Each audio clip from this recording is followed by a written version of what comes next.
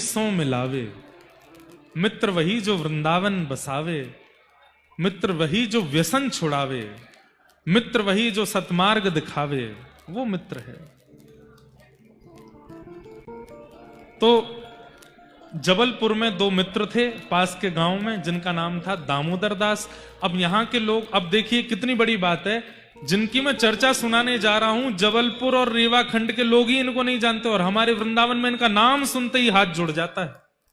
सेवक जी महाराज, आप राधा वल्लभ जी के मंदिर में जाकर के कह दीजिए कि हम सेवक जी के गांव से आए हैं, तो वहां दो चार लोग आपके पैर छीलेंगे कि आप सेवक जी के गांव से आए।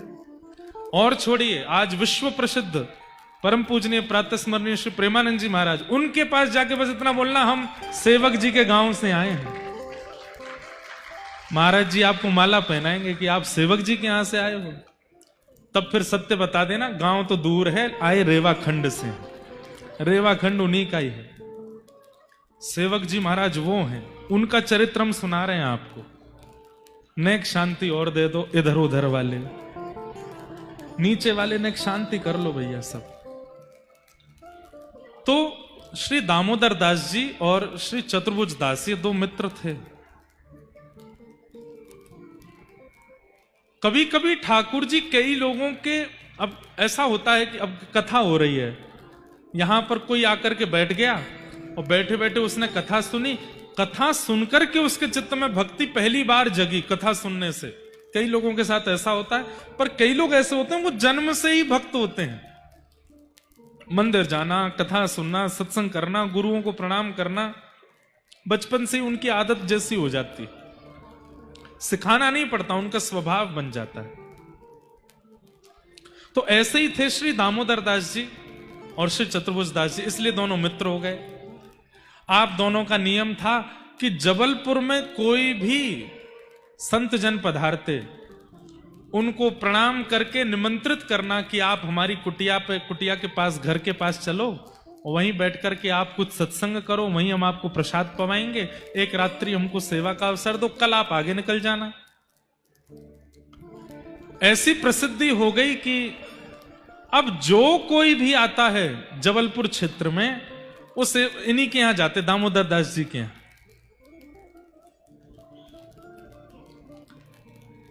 एक बार वृंदावन से कुछ महापुरुषों का आगमन हुआ।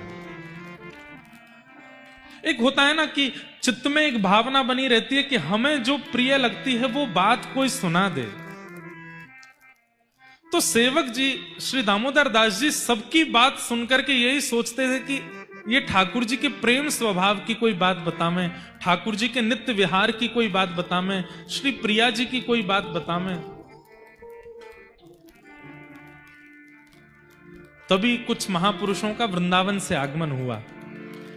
वृंदावन से महापुरुष आए तो उनको एक पेड़ के नीचे बिठवाया, संत चरणों में प्रणाम किया, चरण धो करके कहा, महाराज जी कोई सत्संग सुनाइए। तो उन संतों ने श्री प्रियालाल जी का एक पद गाया।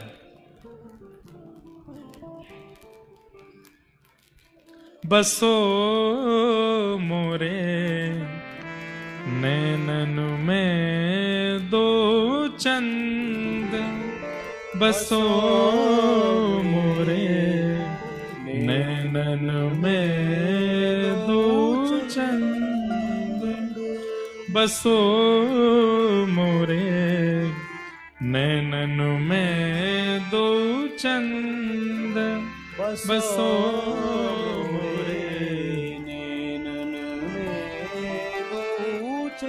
श्री हितरवंश महाप्रभु कहते हैं, ठाकुर जी ने हमको दो आंखें क्यों दी? एक आंख से भी देखा जा सकता था, फिर दो क्यों दी? तब महाप्रभु जी श्री हितरवंश महाप्रभु कहते हैं, ताकि एक नेत्र में श्याम सुंदर विराजें और दूसरे नेत्र में किशोरी जी विराजें। दो लोग आवेंगे तो द्वार बड़े होने चाहिए ना, इसलिए भगवान ने हमको दो द्वार दिए ताकि दोनों विराजें।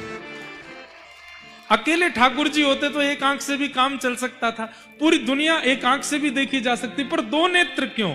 क्योंकि हम जिनका दर्शन करते हैं वो युगल हैं, और दोनों युगल को प्रवेश कराने के लिए द्वार बड़े होने चाहिए, दो होने चाहिए। जैसे कईयों के घरों में एक ही किवाड़ होती है, एक ही गेट खुलता है, वहीं से घुसते हैं। कई लोग घरों में ऐसे होता है, 2 गेट खुलते हैं। तो ऐसे ही भगवान हितरवंश महाप्रभु कह रहे हैं ये 2 गेट है, दोनों खुलते हैं तब युगल अंदर प्रवेश करते हैं। गौरवरण वृषभानुनंदिनी, गौरवरण वृषभानुनंदिनी,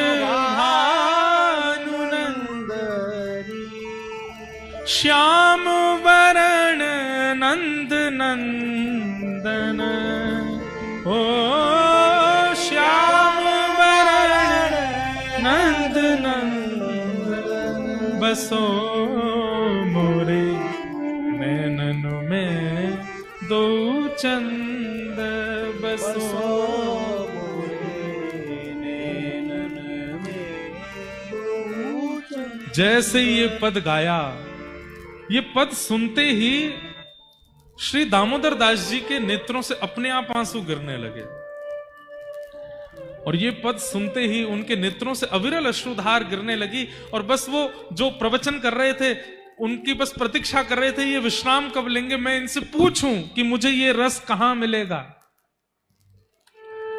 जैसे उनका प्रवचन विश्राम हुआ, चरणों में प्रणाम किया, बोले भगवान मैं तो इसी रस की प्यास में बैठा हूं, नर्मदा जी के तट पर बैठकर के नित्य प्रार्थना करता हूं, ऐसे संत आमे हमारे क्षेत्र में जो प्रेम रस की बात बतावे, श्री प्रिया प्रियतम की बात बतावे। आज मैं धन्य हो गया, मुझे बस ये बता दीजिए ये रस कहां से आया है। तब वो संत फिर गाने लगे, यह रस वृंदावन ते आयो, यह रस वृंदावन ते आयो। ये तो वृंदावन से आया है, और वृंदावन में भी इस रस के अनेक प्रवाहक हैं, पर एक अद्भुत प्रवाहक हैं श्री हितरवंश महाप्रभु। जैसे ही श्री हितरवंश महाप्रभु का नाम सुना, सेवक जी के तो रोम रोम नृत्य करने लगा। नाम सुनते ही, सुनिए, गुरु मिले नहीं हैं, गुरु का दर्शन नहीं हुआ है, गुरु की छवि नहीं दिखी है, केवल गुरु का नाम कान में पड़ते ही समाधान हो गया, यही तो गुरु हैं। कोई नाम ले दे वे बस। आज भी स्थिति है, हमें कोई बात का प्रमाण देना है तो हम क्या कह देते हैं, गोस्वामी तुलसीदास जी ऐसा कहते हैं। तुलसीदास जी का नाम आते ही व्यक्ति को दोबारा रीचेक नहीं करना पड़ता, गोस्वामी जी कह रहे हैं तो सत्य ही कहा होगा। भक्तिमती मीराबाई ऐसा कहती हैं, ये बात सुनते ही हमारे मन में विश्वास आ जाता, मीराबाई कह रही हैं तो सत्य ही कहा होगा।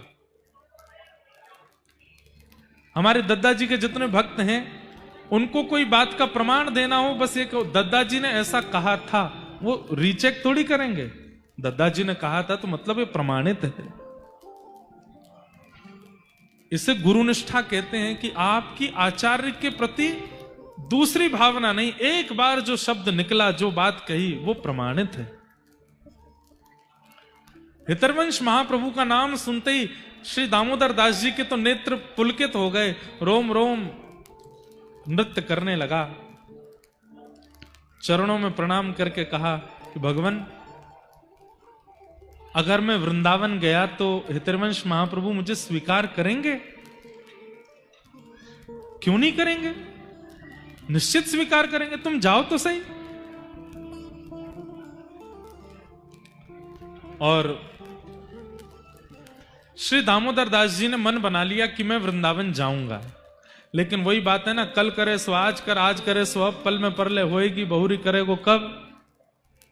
सद कार्यों को कल पर नहीं टालना चाहिए, अब तुरंत कर लेना चाहिए। मन हो गया वृंदावन जाना है तो फिर निकल पड़ो तुरंत। ये मत विचार कीजिए अगले महीना कोई तिथि निकालेंगे, अगले हफ्ता कोई तिथि निकालेंगे। क्यों? हमारे यहां शास्त्रों में एक बात कही गई है, बहुत ध्यान से सुनिएगा। धाम जाने की इच्छा हो, गुरु दर्शन की इच्छा हो, कथा श्रवण की इच्छा हो,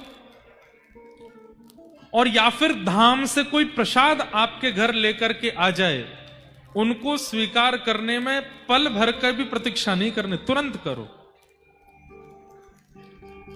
क्यों? क्योंकि अगर आपने परसों पर, तरसों पर, कल पर टाला, प्राणों का कोई भरोसा नहीं, रात में निकल गए तो फिर क्या करूं? इसलिए हमारा नियम ऐसा है, कोई जगन्नाथपुरी से प्रसाद लावे, कोई द्वारिका से प्रसाद लावे, कोई कह दे कि महाराज जी वहां से प्रसाद लाए हैं, तो 100 काम कर रहे हो, 1000 काम कर रहे हो, कथा भी कर रहे हो, और कोई आके कहे जगन्नाथ जी का प्रसाद है, तो हम मंच पे बुलाते हैं, आओ पहले प्रसाद का एक तिनका ले लेंगे, फिर कथा आगे बढ़ाएंगे। क्यों? हमने उसको कह दिया, मैं रखे रहो, थोड़ी देर बाद पाते हैं, और प्राण निकल गए तो नहीं पा पाए तो बस यही एक चूक हो गई। दामोदर दास जी ने मन में विचार किया, मैं कल निकलूंगा वृंदावन के लिए, और अगले दिन ही आपके जो सखा थे चतुर्भुज दास जी, उनके घर में कोई ऐसी घटना या ऐसी कोई योजना बनी कि 3 महीने तक जबलपुर से बाहर नहीं जा सकते। तो उन्होंने ऐसा संकेत समझा कि ठाकुर जी आज्ञा कर रहे हैं कि 3 महीना अभी वृंदावन मत आओ, तभी यह घटना घटी है, और 3 महीने तक वो वृंदावन नहीं गए। 2-2.5 महीने ही निकले थे, तभी उन्हीं संत का दोबारा जबलपुर आगमन हुआ। दामोदर दास जी दौड़ करके गए, बोले भगवान भगवान बड़ी कृपा, आप पधारे। वो जिनका आपने नाम लिया था ना, हितरवंश महाप्रभु, मैंने उनको देखा नहीं, मैं वृंदावन जा ही नहीं पाया, 3 महीने की ऐसी कोई योजना है, अभी मैं नहीं जा सकता हूं वृंदावन, पर मुझे उनमें बड़ी निष्ठा है, उनकी कोई बात सुनाइए ना, बस कुछ ही दिन रह गए, फिर मैं वृंदावन जाऊंगा, उनसे दीक्षा ले लूंगा। ये सुनते ही वो महात्मा भावुक हो गए और बोले भैया अब तो देर हो गई, हितरवंश महाप्रभु जी अब अपने शरीर से दर्शन नहीं दे रहे हैं, वो प्रस्थान कर चुके।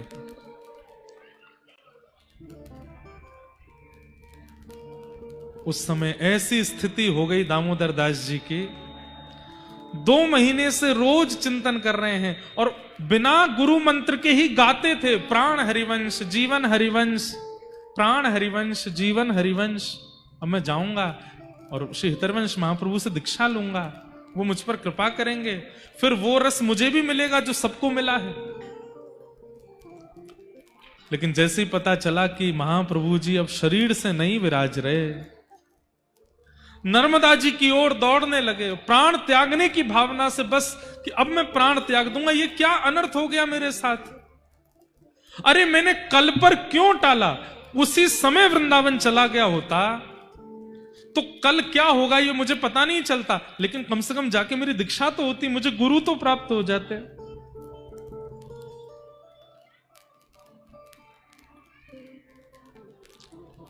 तभी उन संत ने कहा, देखो हितरवंश महाप्रभु तो नहीं है वहां पर, लेकिन उनके पुत्र वनचंद्र जी हैं, तुम चाहो तो उनसे दीक्षा ले सकते हो, वही रस, वही परंपरा, वही भावना सब आपको तुमको वहां से प्राप्त हो जाएगी। तो ये सुनकर के जो दूसरे इनके सखा थे चतुर्भुज दास जी, वो तो चले गए वृंदावन, लेकिन दामोदर दास जी ने प्रण ले लिया, मैं वृंदावन नहीं जाऊंगा, मेरे गुरु तो वही हैं। और नर्मदा जी के तट पर दोनों भुजा ऊपर करके बैठ गए और बोले, मैं आज प्रतिज्ञा लेता हूं, अगले 10 दिन तक आकाश को साक्षी मानता हूं, वायु को साक्षी मानता हूं, जल रूपी नर्मदा जी को साक्षी मानता हूं, आप सब प्रकृति की साक्षी मानता हूं, और आप सबसे प्रार्थना करता हूं, मेरे गुरुदेव श्री हितरवंश महाप्रभु जी जब तक नहीं आएंगे मैं दीक्षा नहीं लूंगा, और 10 दिन में अगर उनका प्राकट्य नहीं हुआ तो मैं अपने शरीर का त्याग कर दूंगा। और दोनों भुजा ऊपर उठा करके सूर्य की ओर दृष्टि करके श्री दामोदर दास जी नर्मदा जी के तट पर बैठ गए। इसे कहते हैं गुरु निष्ठा। 4 दिन बीते, भुजाएं ऊपर हैं, बस नेत्रों से अविरल अश्रुधार गिर रही है, ना कुछ खा रहे हैं, ना कुछ पी रहे हैं, ना कुछ प्राप्त कर रहे हैं, बस मेरे गुरु प्रकट हों, मेरे गुरु। और किसी ने उनसे कहा, गुरु जी एक बार जाने के बाद नहीं आते, ध्यान से सुनिएगा, किसी ने उनसे कहा कि गुरु जी एक बार चले जाने के बाद, शरीर से अदृश्य होने के बाद दोबारा नहीं आते। तो सेवक जी महाराज बोले, दामोदर दास जी बोले, क्यों? ठाकुर जी तो बार बार प्रकट होते हैं, प्रहलाद के लिए प्रकट हुए, ध्रुव के लिए प्रकट हुए, मीराबाई के लिए प्रकट हुए, सूरदास के लिए प्रकट हुए। भगवान जब इतनी बार प्रकट हो सकते हैं तो मैं जिन गुरु को भगवान के समान मानता हूं वो दोबारा प्रकट क्यों नहीं हो सकते? वो भी प्रकट होंगे। और यदि वो प्रकट नहीं हो सकते तो फिर शास्त्रों में गुरु साक्षात परब्रह्म क्यों लिखा है? गुरु को अगर परब्रह्म कहा है तो परब्रह्म तो अनेक बार प्रकट होता है। शरीर से एक बार जाने के बाद उनका पुनः प्रकट क्यों नहीं हो सकता? और मुझे मत समझाइए, मैं अपने गुरु को परब्रह्म मानता हूं और परब्रह्म एक बार नहीं आता, अनेक बार आता है अपने शिष्यों के लिए। और मेरे गुरु आएंगे और पुनः भुजा उठा करके फिर से तप में बैठ गए, अन्न जल सब छोड़ दिया, पूरी प्रकृति को साक्षी बना दिया कि आप लेकर के आओ मेरे गुरु को। बंधुओं, आज भी जाइएगा जबलपुर के पास गणा में, आपको वहां अनुभव होगा। वहां के किसी आचार्य से पूछ लीजिएगा तो वो आपको दिखाएंगे। साक्षात यमुना जी प्रकट हो गए, साक्षात वृंदावन प्रकट हो गया, साक्षात मयूर कोकिल करने लगे, वृंदावन की सघन कुंज प्रकट हो गई। राधे श्याम राधे श्याम राधे श्याम का कीर्तन गुंजायमान होने लगा। श्री वृंदावन बिहारी लाल, श्री राधा वल्लभ लाल, श्री राधा रमन लाल, जितने वृंदावन के ठाकुर हैं सब प्रकट हो गए। और सबके बीच में हितरवंश महाप्रभु प्रकट हो गए और सामने आकर के खड़े हो गए सेवक जी के। उनका नाम सेवक जी बाद में पड़ा, अभी तो दामोदर दास। और प्रकट होकर के हृदय से लगा लिया, तुम्हारी भक्ति से मैं बहुत प्रसन्न हूं, तुम्हारी निष्ठा से मैं बहुत प्रसन्न हूं। और संपूर्ण दीक्षा प्रदान की, मंत्र प्रदान किया, तिलक प्रदान किया। और हित चतुरासी जी, जिनका पाठ हित संप्रदाय में होता है, वो चतुरासी जी प्रदान की और कहा अब तुम्हारी दीक्षा हो गई, अब तुम प्रेम से विराजो। कलिकाल में ऐसा पहली बार हुआ कि एक शिष्य ने अपने शिष्यत्व से, देह से चले गए गुरुदेव को पुनः प्रकट कर दिया और प्रकट करके उनसे दीक्षा ले ली। और दीक्षा देने के बाद हितरवंश महाप्रभु फिर प्रस्थान कर गए। आज भी गड़ा में जहां प्रकट हुए महाप्रभु जी, वहां पे आज भी यमुना जी हैं, ऐसा बताते हैं, यहां यमुना जी हैं।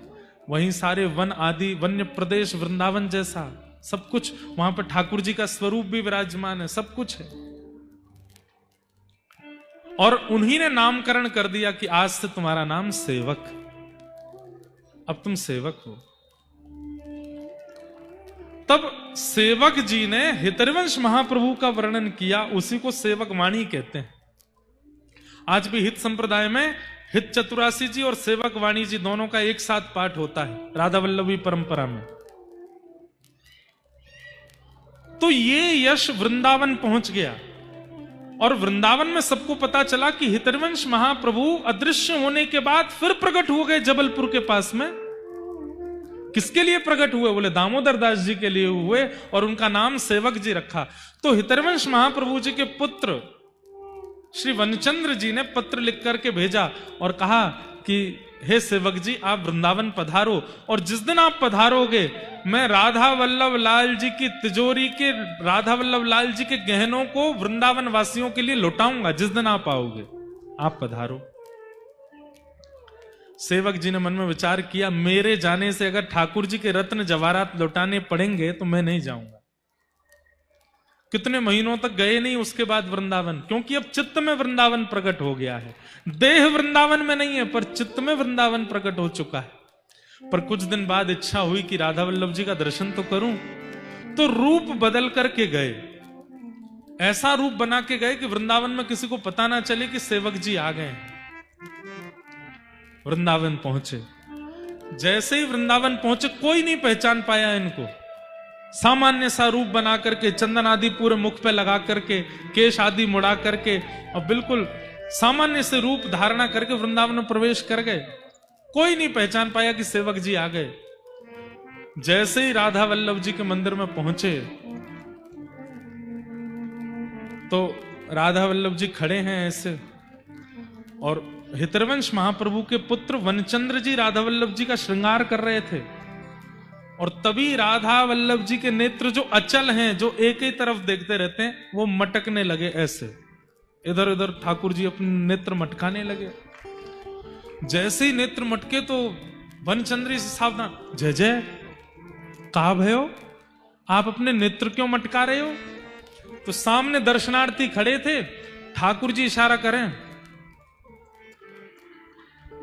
बोले कौन? तब धीमे से स्वर निकला राधा वल्लभ जी का, सेवक जी आए हैं। पीछे मुड़ करके देखा, सेवक जी आए हैं, हमारे सेवक जी आए हैं, हमारे हितरवंश महाप्रभु को पुनः प्रकट करने वाले सेवक जी आए, कहां हैं? सब एक दूसरे का मुंह देखने लगे। तभी संकोच में सबसे पीछे खड़े थे, हाथ जोड़ करके सब ने दंडवत प्रणाम किया, सेवक जी को जय जयकार करने लगे, सेवक जी महाराज की जय, सेवक जी महाराज की जय। नेत्र सजल हो गए। जाकर के पूछा वनचंद्र जी से, हे वनचंद्र जी, आपने मुझे तो कभी देखा नहीं, आपको कैसे पता कि मैं आया? बोले भैया, गुरु ठाकुर का परिचय देता है, पर आज पहली बार ठाकुर गुरु जी का परिचय दे रहे थे। ठाकुर जी कह रहे थे, वो खड़े पीछे, राधा वल्लभ जी नेत्र मटका मटका के बता रहे थे कि सेवक जी आए हैं, इससे हमें पता चला कि आप आए हैं। बोले भगवान, मैं तो केवल इस संकोच में था कि आपने कहा था कि आप राधा वल्लभ जी का रत्न लुटाओगे, मेरे आने से रत्न नहीं लुटाने चाहिए, इसलिए मैं संकोच कर रहा था। बोले नहीं, मैं ठाकुर जी के प्रसादी रत्न लुटाऊंगा, ताकि आप इतने बड़े भक्त हमारे वृंदावन में आए तो उनका यश तो हो। तो फिर ठाकुर जी के प्रसादी रत्न लुटाए नए बनवा करके, और उसके कुछ ही दिन बाद सेवक जी को लगा कि हमारा यश बहुत ज्यादा हो रहा है, आप दिव्य स्वरूप का त्याग करके और ठाकुर जी की अंतरंग लीला में फिर प्रविष्ट हो गए। बोलो सेवक जी महाराज की। ऐसे हुए श्री दामोदर दास जी, जिन्होंने अपने अदृश्य शरीर से गुरु को पुनः प्रकट कर दिया, प्रकट करके दीक्षा ले ली, और दीक्षा लेकर के अपना कल्याण उद्धार, जीवन उद्धार किया। ऐसे श्री दामोदर दास जी, श्री सेवक जी महाराज आपके ही इस क्षेत्र के हैं, इसलिए आप सबको उनके भाव से हम प्रणाम करते हैं कि जहां वृंदावन के अलावा पुनः वृंदावन अगर प्रकट हुआ तो वो रेवा खंड में हुआ, नर्मदा जी के तट पर हुआ। ऐसे आप सब लोग कटनी निवासी, और यहां तो इसको रेवा खंड भी यहीं से प्रारंभ है, बुंदेलखंड भी यहीं से प्रारंभ है, और भी कल हमको बता रहे थे,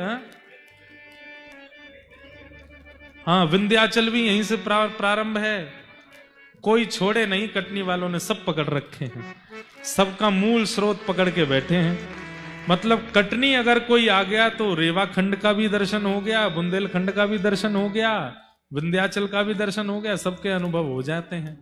ऐसे कटनी में हम आप सब लोग आनंद से दद्दा जी का पावन महोत्सव मना रहे हैं, प्राण प्रतिष्ठा उत्सव मन रहा है।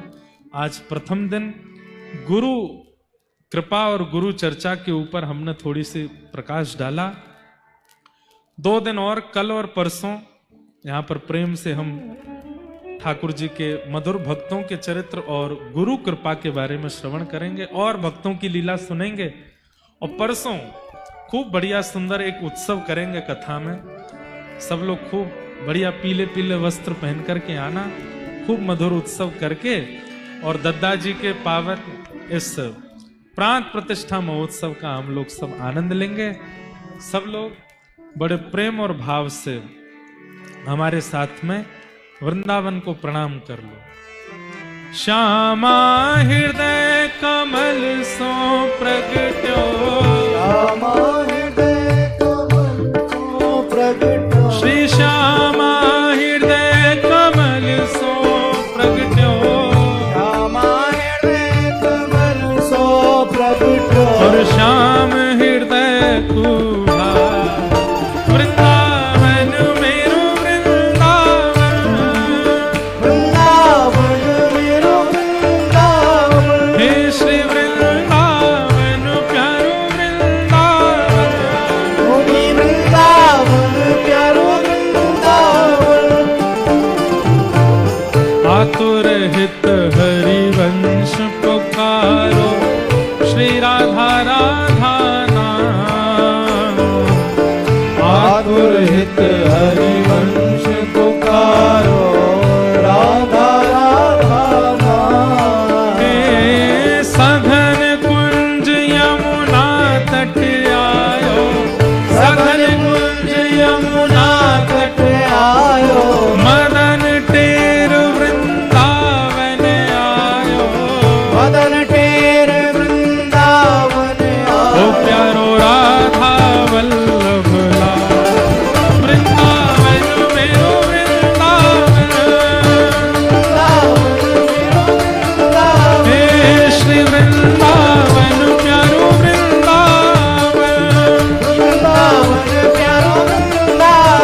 तन टेर वृंदावन आयो, तन टेर वृंदावन आयो, प्यारो राधा वल्लभ लाल।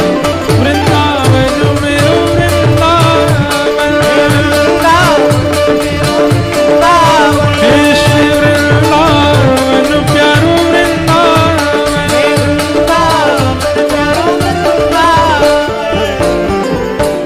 भुवन चतुर्दश की सुंदरता, निधिवन करत बिहार। भुवन चतुर्दश की सुंदरता, निधिवन करत बिहार। प्यारो निधिवन करत बिहार। प्यारो निधिवन करत बिहार। भुजा उठा के कहो, श्यामा प्यारी कुंज बिहारी, श्यामा प्यारी कुंज बिहारी, श्यामा प्यारी बांके बिहारी। श्यामा प्यारी बांके बिहारी। और जय जय श्री हरिदास, वृंदावन मेरो वृंदावन। वृंदावन मेरो वृंदावन, हे श्री वृंदावन प्यारो वृंदावन। वृंदावन प्यारो वृंदावन। श्यामा प्यारी कुंज बिहारी। श्यामा प्यारी कुंज बिहारी। और जय जय श्री हरिदास, वृंदावन मेरो वृंदावन। वृंदावन मेरो वृंदावन, हे श्री वृंदावन प्यारो वृंदावन। वृंदावन प्यारो ओ जय राधे राधे, राधे राधे, श्री राधे राधे। राधे राधे, बरसाने वाली राधे राधे, श्री कृष्ण प्यारी। राधे राधे, जय राधे राधे, राधे राधे, श्री राधे राधे। राधे राधे, जय राधे राधे, राधे राधे, श्री राधे राधे। राधे राधे, जय जय श्री राम, जय जय श्री राम, जय जय श्री राम। नमः पार्वती पते, हर हर महादेव। आप सब